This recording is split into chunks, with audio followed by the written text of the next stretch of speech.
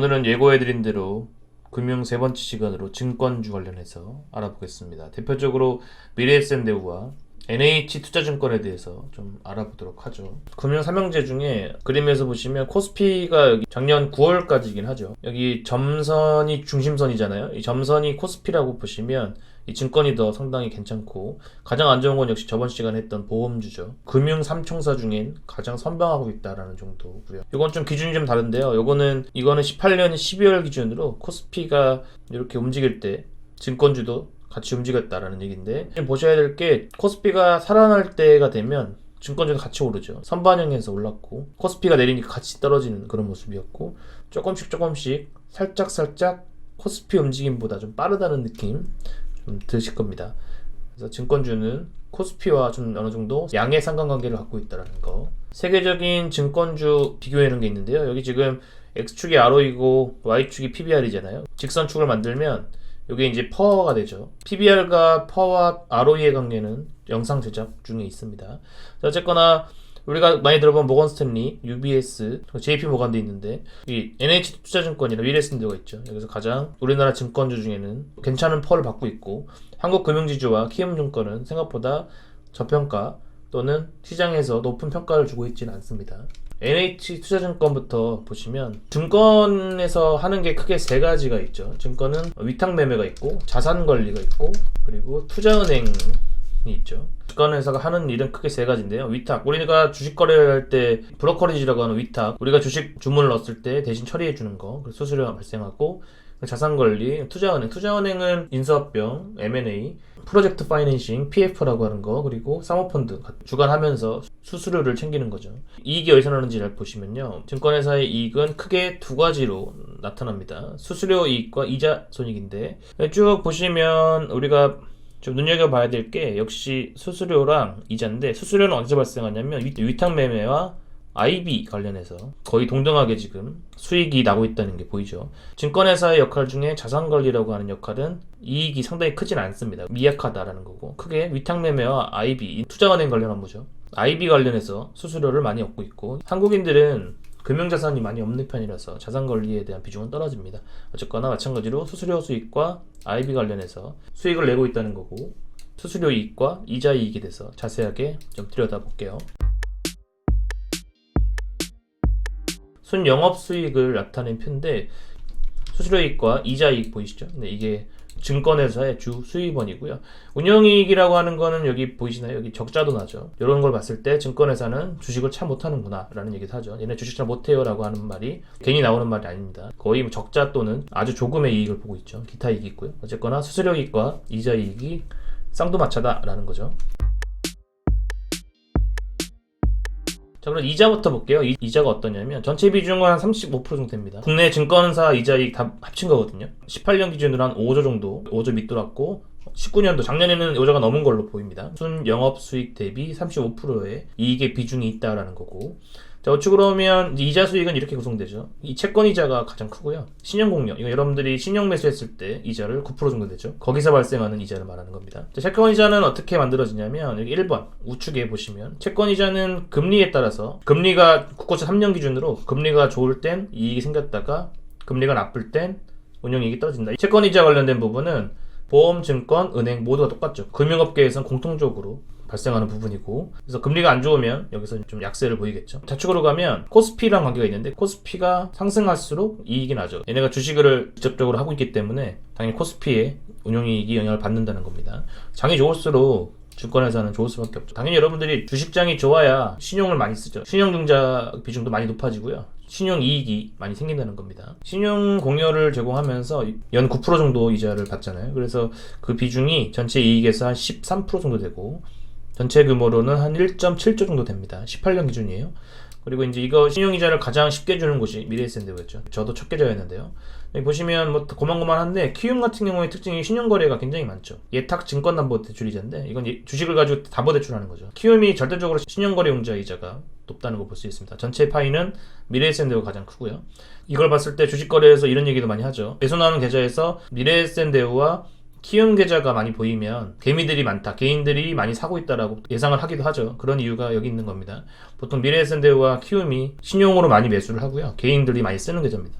키움의 계좌를 눈여겨보기도 하죠. 미래에셋앤드와 NH인데 NH는 뭐 특징은 없습니다. 그냥 평이하게 신용이자에 대한 수익을 내고 있다라는 정도로 볼 수 있겠죠. 고객 예탁금과 신용잔고가 되어 있는데요. 장이 좋을수록 신용잔고는 올라갈 수밖에 없죠. 하락했던 것도 장이 안 좋았던 부분들이고, 장이 좋을수록 예탁금과 신용잔고가 올라가니까 증권사 입장에서 수익이 되겠죠.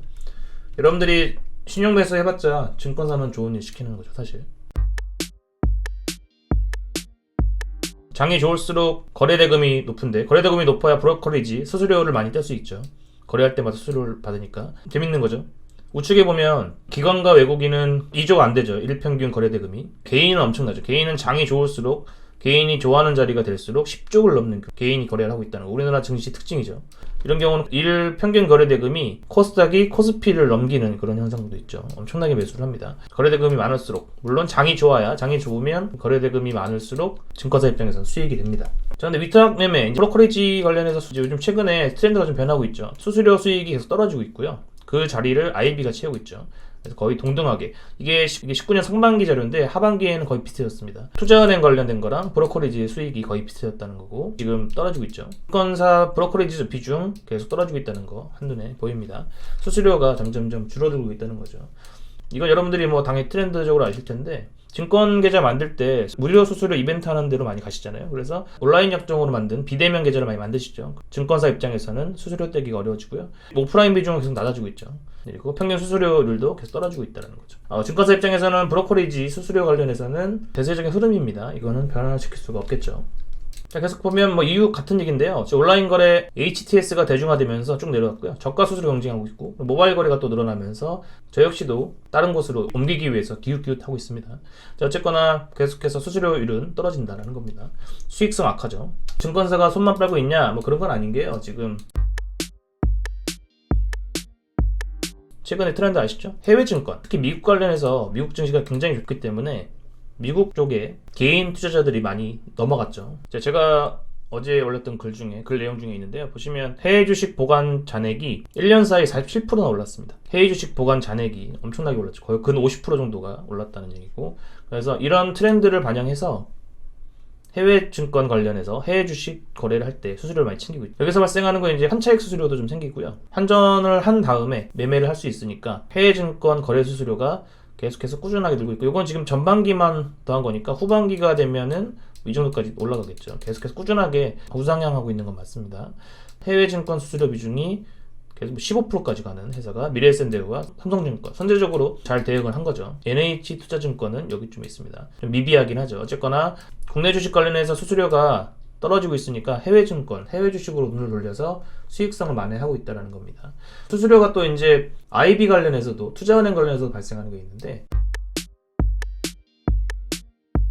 미국과 좀 비교를 좀 해볼게요. 지금 증권회사가 어떻게 이런 대책들을 마련했는지를 천천히 들여다볼게요. 여기 미국 증권업 순이익과 ROE인데, 여기 그 사건 아시죠? 그 사건에 ROE가 한 15% 정도 됩니다. 근데 우리나라는 이에 비해서 7%, 8%밖에 안 되죠. 좌우를 비교했을 때는 미국 같은 경우는 꾸준하게 11년도부터 이익을 내고 있는데 우리나라는 들쑥날쑥하죠. 이게 왜 이러냐면 우리나라 증권업이 브로커리지, 주식 거래에 대한 수수료 비중이 높았기 때문인데, 물론 장에 영향을 받겠죠. 장이 나쁠수록 떨어지는 거죠. 거래 수수료에 대해서 영향을 많이 받습니다. 이런 차이가 근본적으로 있고요. 모건 스탠리 걸 좀 가져오면, 모건 스탠리가 11년도에는 트레이딩 관련해서 40%의 수익 비중을 갖고 있었고, 자산운용 관련해서는 이만큼이었고, 뭐 이렇게 IB 15% 있습니다. 모건 스탠리가 좀 변화한 게 18년도 재작년 건데, 재작년에는 트레이딩 관련해서 40에서 30으로 줄였죠. 그리고 이자가 늘었고요. 자산운용이 많이 커졌죠. 자산운용에 대해서 집중적으로 몸집을 키웠고, 모건 스탠리가 수익 구조를 좀 변화시켰는데, 트레이딩에 대한 의존보다는 자산운용 쪽으로 좀 눈을 돌렸는데,